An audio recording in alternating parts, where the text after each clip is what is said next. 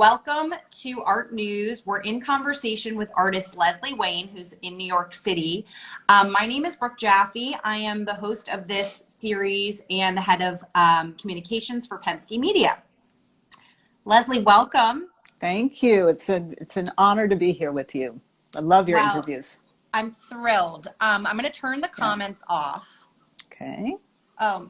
My mother will be so relieved you entered the room. She always gets very nervous for me. Somebody has to. So I'm going to quickly just read a little bit of your bio for anybody who is not familiar with you. So Leslie, as I mentioned, Leslie Wayne lives and works in New York City, and she's been showing at the Jack Shainman Gallery since 1993. That's incredible. It is. Yeah. Her influences are rooted in West Coast landscape of your youth, and you cultivated a unique sensibility with material, with a contemporary practice of painting. And in recent years, continued to push the boundaries of composition, texture, color, and scale, and further developing the challenging relationship between abstraction and representation. So we'll talk about that. Yeah. And then can I just read a few of your awards and achievements, because it's a long list, but I'm just going to embarrass you for 1 second. So, recipient of numerous awards, including the New York Foundation for the Arts, the Guggenheim Foundation, the Joan Mitchell Foundation, the Adolf and Esther Gottlieb Foundation, which I actually want to talk to you about offline, the Pollock Krasner Foundation, as well as being part of numerous public collections across the world. So I'm going to stop so we can get into the questions, but we are thrilled to have you here today. Thank you. Thank you, Brooke. So let's just get started nice and easy with, how did art become part of your life, and did you grow up with art around you? I did. My father studied to be a concert pianist, and my mother eventually became a writer, and they loved art. They were real Francophiles, actually. Yes, they were stuck in the 19th century in that way, but very open to art of all kinds. And so our home was filled with art and music. And they really encouraged me from a very early age with my art. Is it true that you were in painting lessons at the age of 7? I did read that. Yeah, it's true. They obviously saw something there, and so they hired my mother's high school friend, a woman by the name of Pauline Curry Maioli, she was an artist, and so they hired her to give me painting lessons on Saturdays. And by the way, her daughter, Monica Maioli, is a very accomplished and wonderful artist herself, living and working in LA. And if you don't mind my plugging this, I did an interview with her that's coming out in Bomb next month. So I'm very excited about that. Leslie Wayne, kind and generous, plugging other artists in the first 5 minutes of her own interview. Well, we got to do that for each other. So anyway, that lasted for a while, and then there were a number of other friends of my parents who were artists that they hired, and I think that they also hired some students from Otis Art Institute to come over on Saturdays. And then by the time I was 11, much to the delight of my school friends, I was allowed to attend adult life drawing classes with a nude model. Yes. Wow. Yeah. So, it was a very rich and encouraging childhood. That's fantastic. Love your parents. So let's talk about nature, because obviously, because of your childhood in California, you were very inspired by it. And then let's talk about specifically geology, which has been was a constant theme in your work in the beginning. Can you talk about that and what your approach to nature painting is? Well, it didn't really become a core theme of mine until long after I moved to New York. I was a plein air landscape painter for many years. And when I came here, I really wanted very much to engage in the discourse of the moment, which was abstraction. And so I made a very conscious shift to do that through sculpture. And that helped me kind of build a vocabulary that was fresh and new to me. That in turn really informed the way I used paint in a kind of sculptural way. Not that I graduated and decided to become a sculptural painter, but that it was an approach to the material that was very dimensional. That paint could be used, like you would use any other material to build a work of art. And so it took me quite a while to realize that the way I was using paint that way was actually a reflection of my sense of identity as a West Coast artist. Once I owned that, then I really took it on in a more conscious way. Can we just talk about that? Because you were painting on a canvas and then you started sculpture. So, and for those who may not understand, that you actually mold the paint as though almost like it's clay. Yeah. In a way. How did you start even experimenting with that, or how did you come up with that idea? Well, it was pretty organic. I mean, I remember I had my first solo show with what I considered a mature body of work as an abstract painter. They were very flat and geometric and quite derivative, but I was a young painter, and but I knew that they were kind of hollow, that I was making work that looked right to me but didn't have any significance. And so I thought, well, maybe this would be a good time to experiment, because kind of the focus is on the show and I can just go back into my studio and fool around. And so I cut up a bunch of really tiny little panels, and just in a kind of like automatic writing, not looking, but just acting, started grabbing material. I mean, I had the paint, but I was just picking up anything that would give it a kind of material presence. Tin foil, lint from the dry, anything. And that was really the beginning of the kind of way of working with material that has lasted me, till this day. I mean, I eventually got rid of all that other extraneous stuff, but it opened me up to using paint as a material, as a dimensional material. Yeah, I think I mentioned this to you when we met yesterday, that I got lost watching these videos of you just manipulate the paint. So for anyone on this call, I highly encourage you to go look up Leslie on YouTube. It's fascinating. Okay, so we talked a little bit about the process here. You are a formal, though, student of sculpture, and you are married to a sculptor. So can you just talk about, talk a little bit about what that journey is like, and does your husband's work impact your work, or do you guys collaborate or talk about your ideas, or is it very independent? No, we are very much together physically as well. We share a floor in the studio. We've got a large floor that he obviously has his space and I have mine, but we're together. And he also engineers and builds my panels, which is an enormous advantage because they've gotten extremely complicated of late. And I think I was saying before, I could certainly hire somebody to do that if I wasn't married to him. But having him there with me, knowing what I'm trying to achieve, we really collaborate on these panels. And often I'll say, well, I'm trying to achieve this. And he will say, well, I can't build that way. You have to do it this way. Or he'll make suggestions. It's a very rich and dynamic partnership in that way. Wow. Yeah. And to be able to co-work together in a space says a lot.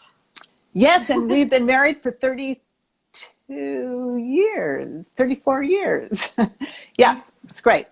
That's fantastic. I love it. So let's talk about your current show, which is, we are so excited to celebrate, on display now at Jack Shainman, and it's called The Universe is on the Inside. It's currently on display until June 19th, I believe.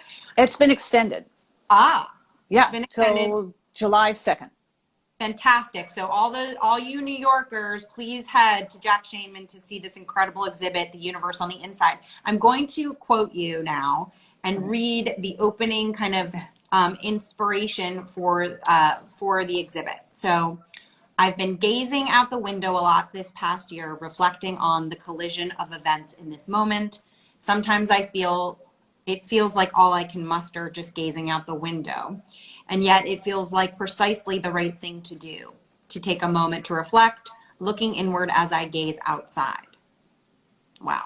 Okay. Well, maybe poetry is next. Okay. So this incredibly poignant quote is the undercurrent for all the works in the show. So tell us how you see it translating into the actual work we'll come to find at the exhibit.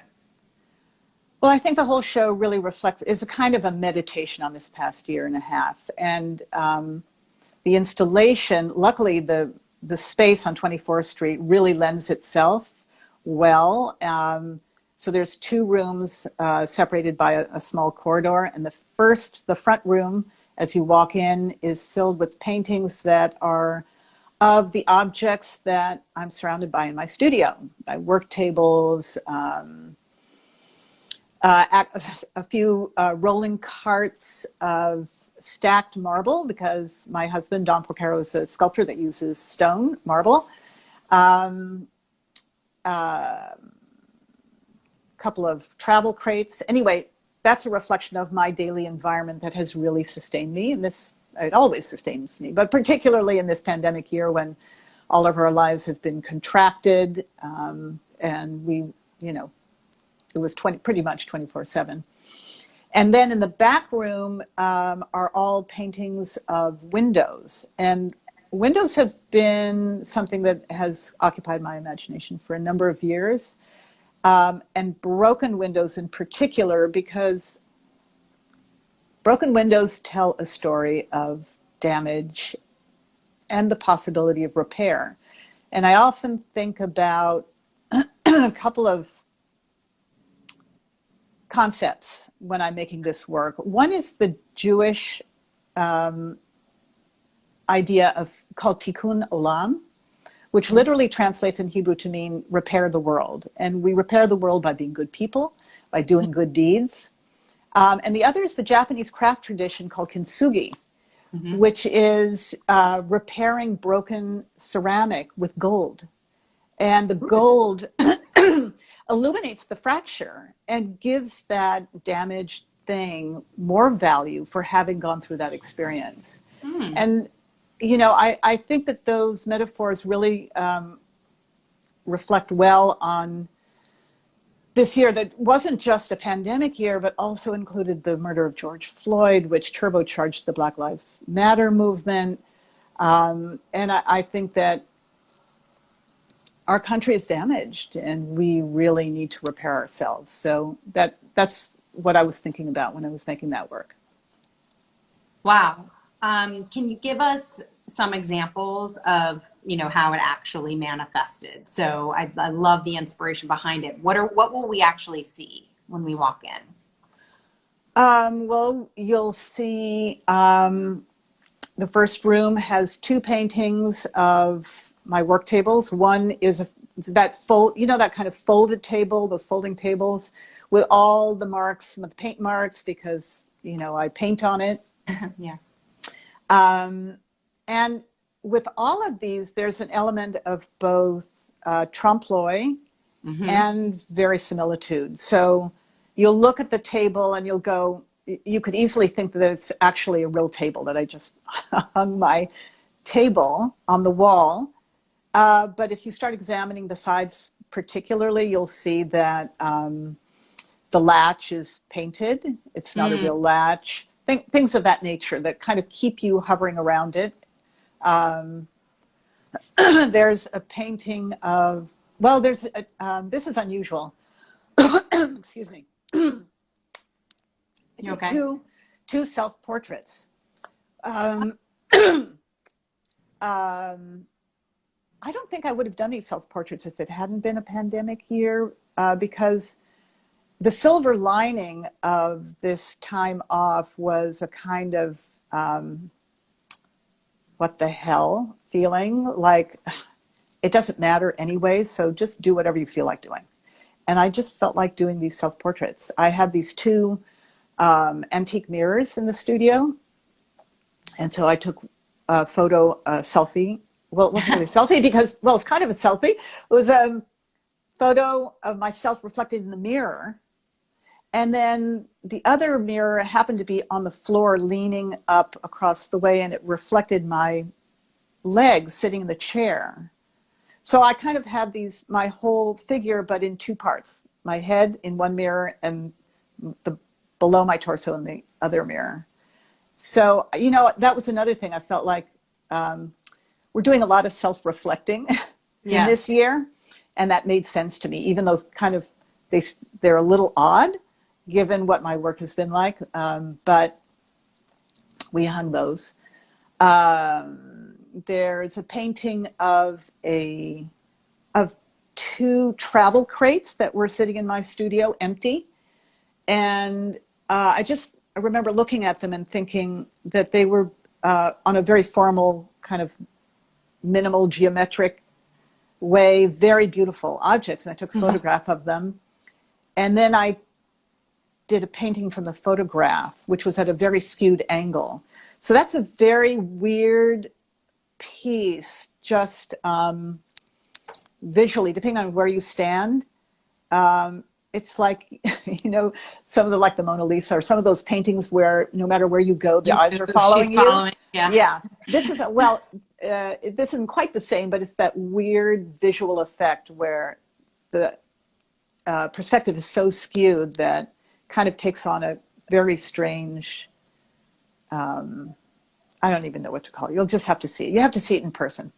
Well, 2 things you just said sparked other things that kind of came up as I was researching you. One, it feels like you're constantly trying to challenge yourself in terms of your process, in terms of finding new ways. So it almost feels like the self-portrait was you seeing if you could, I don't know. It's just like, can I still paint? Yeah, can you say, well, yes. And then also you would, Elizabeth Murray, the artist, came up, and I don't know if this is relevant, but you had talked about in one thing that I watched, how she kind of spun things on a different axis and made you realize that, like, it doesn't always have to be symmetrical, or I don't want to paraphrase what you said, but something like that. And that feels like the gist of kind of what you're talking about. Well, she definitely, I mean, I think that she is an artist who's had the most profound impact on my work in the long term, because she really released me from what I call the tyranny of the rectangle. And I don't think I would be doing shaped painting, multi-paneled shaped paintings today if it weren't for her, quite frankly. Wow. Yeah. It's so cool. Yeah. And again, these videos that's what I did Memorial Weekend every I did total immersion. Great. Okay. Well then, so let's go back to some of these objects you're drawn to, like kind of banal objects, ladders, travel crates, windows. I don't know if you call it banal, but rags, which you had a whole series of rags that you did earlier on in your career, and sort of like the idea of exalting this to high art, if you will. Yeah. So again, so why do you think, because it's, you know, you've gone from landscape and then you've gone to the banal objects, like why does that interest you? Well, I think that we invest objects with meaning because they reflect our lives and they reflect the passing of time, like a dish that belonged to your mother, or an armoire that your husband built for your country house. Obviously, I'm speaking from personal experience. Like, wow. You know how those things are. Yeah, they're packed with memories, and so they have meaning. But the everyday objects like the work table and the ladder, you know, get taken for granted. The rags get taken for granted. And so I wanted to, elevate them to their rightful place in our lives because they do sustain us as much as anything else. Another person that came up is the musician Patti Griffin. Two different things I read and heard. So why does her music speak to you? Do you listen to her music while you're working all the time, or is it some of the time? And I also want to know what your painting or work is like when you're listening to music versus what it's like when you're just completely, or listening to your husband drill in the other side of the floor. It gets noisy. Yeah. Well, I listen to all kinds of music. Patti Griffin just happened to come into my thinking in the last few years. Once, the first time was for a body of work that I named after one of her songs, One Big Love, because I just was listening to it incessantly at the time. And because, listening to music for me just frees me from my nagging mind, it just lets you go. And then more recently, it really resonated, a particular line in one of her songs that goes, the river is a river, not a line. And what she's talking about is basically the difference between ideology and experience. That you can't look at a map and say that you've been there. You have to go there. And I think that's the same with art. You can't just talk about theory. You have to make the work. And that just really made sense to me. Was that, I forget the rest of your question. It's fantastic. I just want to make sure I didn't interrupt your chain of thought, but that's fantastic. And then I just want to talk about this idea of abstraction and representation again. So where does your work fall? Is it always kind of somewhere blurring the lines of the two? Was it one and then it became a mixture? Well, early on, I was a landscape painter, an observational painter, and then I wanted to become an abstractionist. But I think that today those distinctions don't really matter anymore. And I think that my work kind of hovers between the two, if you were to make those distinctions, because of the way I use both trompe-l'oeil and verisimilitude to really accentuate the objectness of the painting.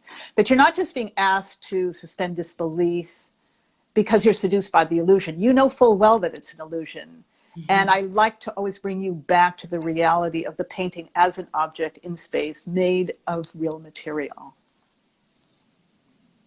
If that makes sense. Fantastic. It does make sense. Okay. You have been a successful working artist for many years. For anyone who is wanting to become an artist, who is sort of listening to you and admiring your career and how it's evolved, what advice would you give to young artists today? Like, how do you get noticed, or any advice? Well, first of all, I would say be courageous in the studio with your work. Don't be afraid to fail. Be generous with your colleagues because they are your community and they will be your source, your most important source of support and encouragement. And don't get discouraged because the art world is fickle.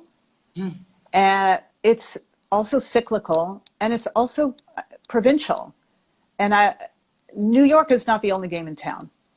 I'll just end with that. It's a big world out there. Go back to don't be afraid to fail, because another thing that came up, which I didn't end up making a question about, so if anyone has seen your panels, there was a series that, there's a sense of gravity, that things are coming down and sort of that the paint sort of becomes very heavy at the bottom of the panel. Yeah. Can you talk about, have you just trial and error with this process? And then have you had any terrible accidents with the materials? Yes, I have. Can I you please remember tell us a good story around that? yeah, the very first time, I'll never forget this. My work was really small, and different pigments will react differently depending on like cadmiums dry very slowly, whereas earth colors will dry much quicker. So depending on how thick I was, painting and how much of it, blah, blah, blah, will really determine how the paint will react. So I remember at the time, my workspace was on the east side of the building, and there was a big window there. So I would get a lot of morning light.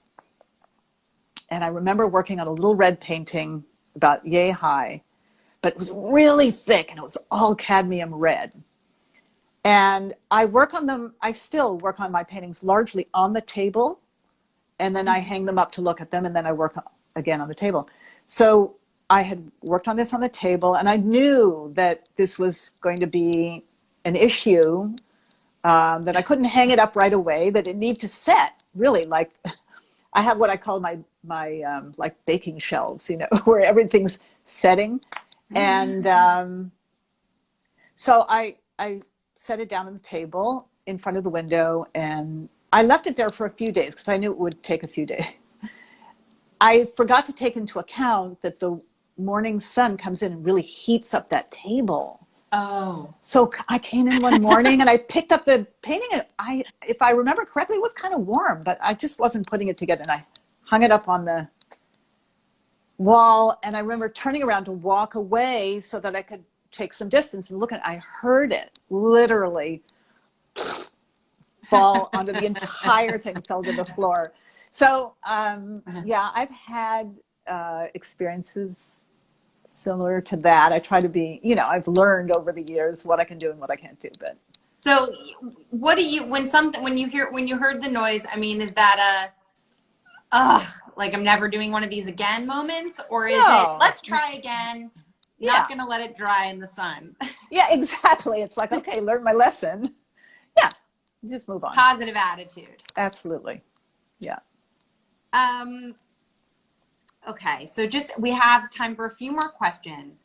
I guess, what would you hope, as viewers come away from the universe is on the inside? What would you like viewers to take away from this exhibit? Well, I think, like with all of my work, I like viewers to have an emotional response first, a kind of a visceral response, and then hopefully that in turn will inspire them to think more deeply about whatever it is that's important to them. I mean, whatever that is. I guess let's talk about what's next for Leslie and Wayne. Are you already, because you mentioned before that sometimes you finish something and it goes into the gallery and then it gives you time to kind of go and work on the next process. So are you in motion with something else now? Yeah, I'm working on a few different things. One is something that I've come back to periodically over the many, many years, which is a limited edition artist book. So I'm working on a book idea right now.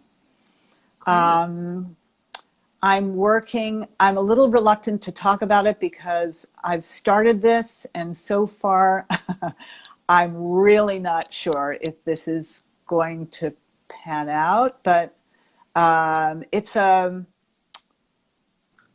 brought this photo because I'm not in my studio.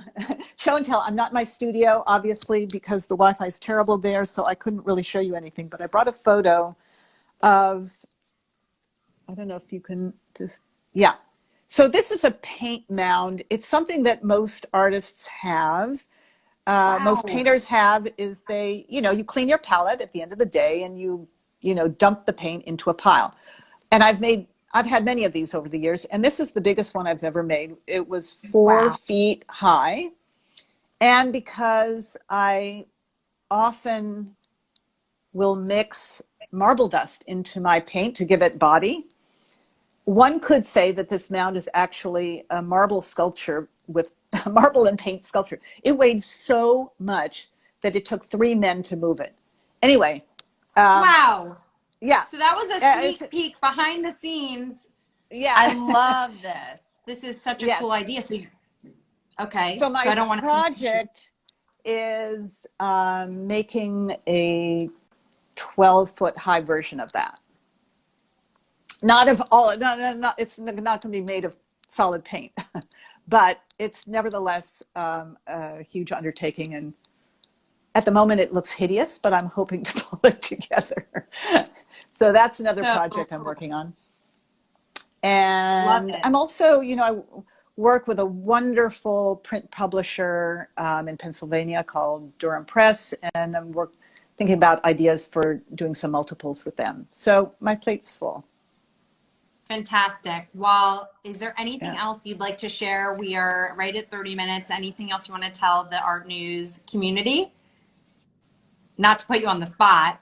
I don't know. You don't have to. I'd say just go out and look. There's so much to look at now, and we're so happy that everything's opened up. It's such a what's that expression?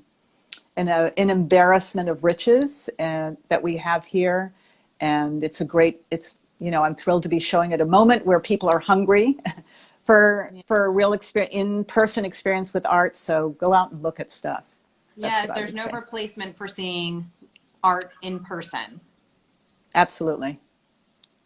Well, Leslie Wayne, it has been a pleasure to meet you and to thank you spend Memorial Day weekend, so to speak, with you, and to have this opportunity. And we will continue. We want to follow up and hear about the books and the 12-foot paint sculpture if it comes to life. Not to jinx it, but maybe you just manifested something.